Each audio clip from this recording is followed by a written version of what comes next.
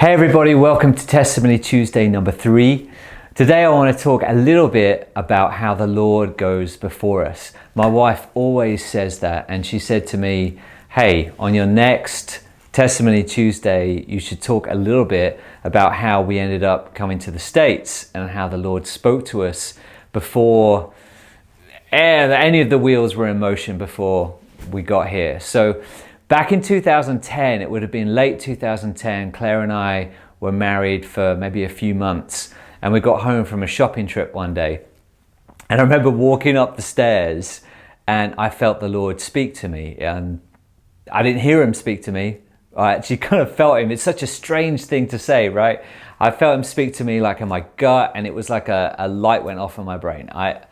That's the best way I can describe it. I know it sounds awfully strange, but that's what happened. And I felt the Lord say to me in that moment, you're going to be living in America soon. And I turned to Claire, and she was at the bottom of the stairs, and I said, hey, I feel like the Lord just said that we're going to be living in the States at one point. And Claire said to me, that's really interesting, because I felt the Lord been speaking to me about that same thing, which was unreal at the time. I was like, what? Are you for real? And she's like, yeah, the Lord's been talking to me about how one day we're going to be living in America. And I was like, wow, that's amazing. But again, we don't have any connections or any possible job opportunities out here at all. So anyways, we left it there. 2 years passed by and we didn't even speak about it. And then out of the blue, I got an email from a guy who ran a music school, and he asked if I would consider applying for an open position.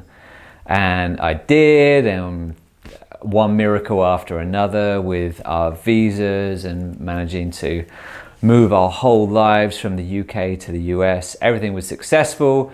We ended up having kids over here, and now I'm a full-time musician again, and everything worked out real good, and we're so happy to be here.